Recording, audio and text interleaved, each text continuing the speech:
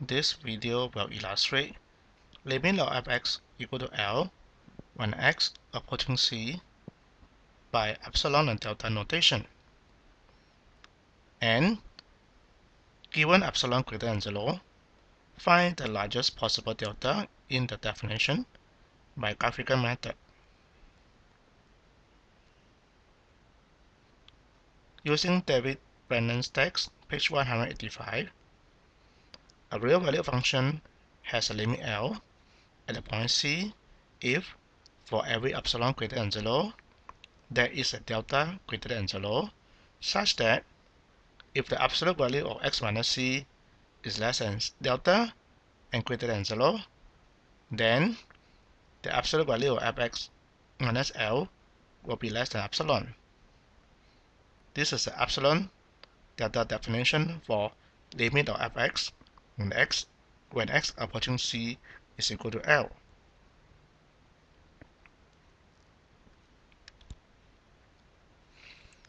I'm going to do an illustration by using limit of x squared when x approaching 3. This is 9.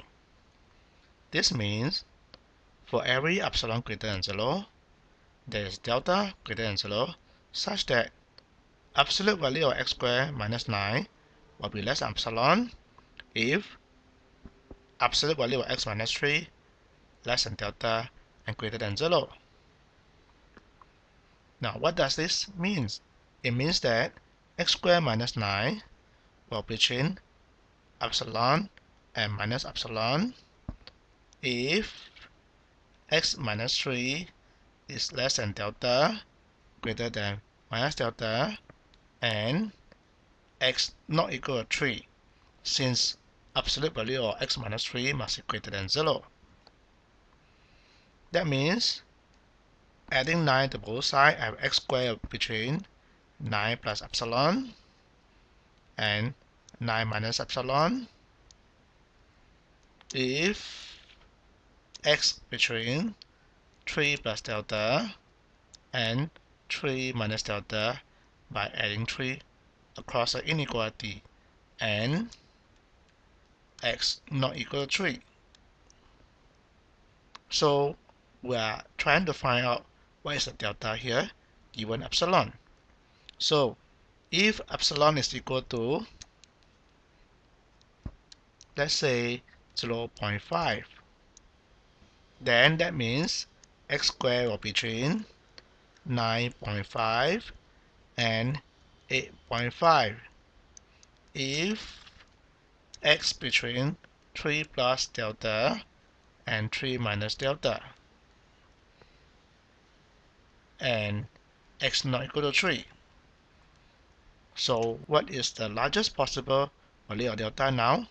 We can solve the inequality manually, but now I'm going to show you how to solve this delta by using a graphical method. There is a Java-applet about epsilon and delta in the following website, which I will use it to illustrate limit of x squared is equal to 9 when x approaching 3 with epsilon equal to 0.5, and then find the possible value of delta.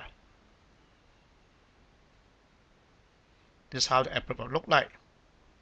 You enter the function y equal to x squared here, and then you enter the value, the point of interest is x equal to 3, and we know that the limit of x squared when x approaching 3 is 9.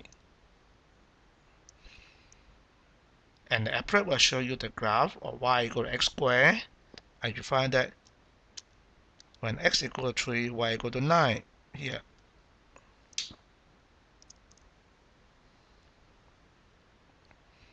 Over here, I have also shown you my possible value of epsilon. So epsilon I have 0.5 here,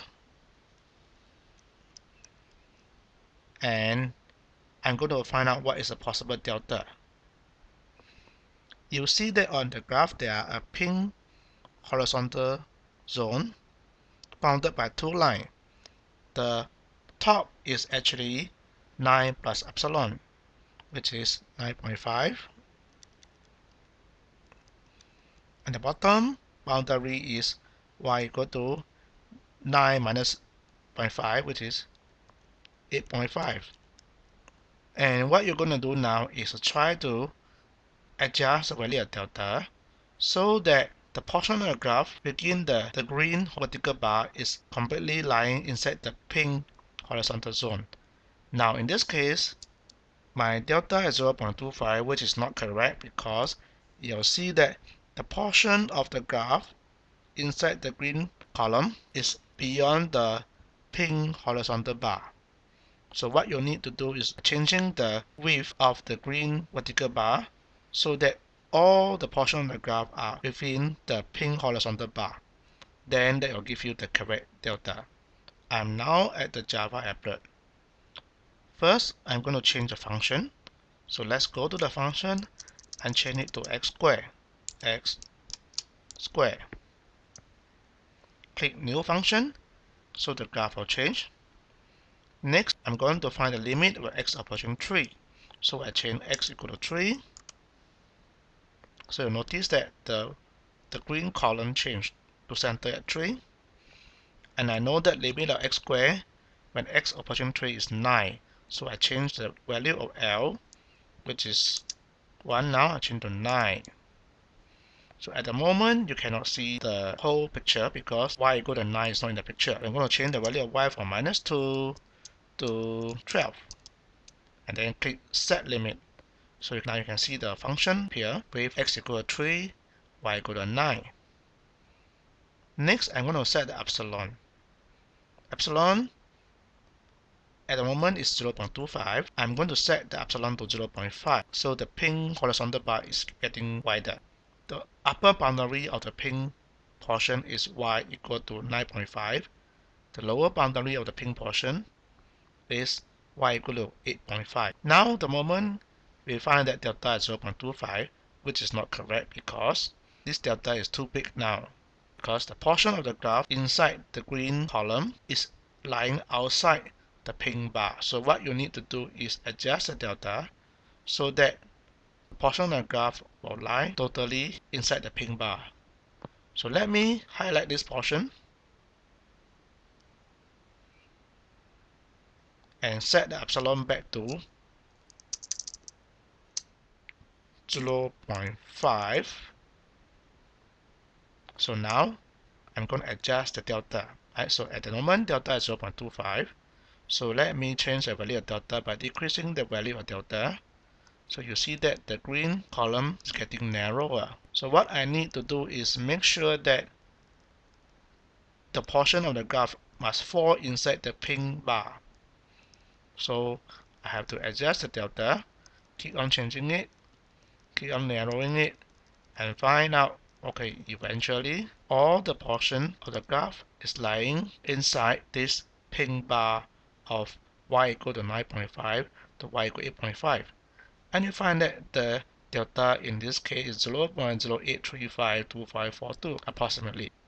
And this is one possible way you can use the graph to find out the maximum value of delta given epsilon. And that is the end of the recording.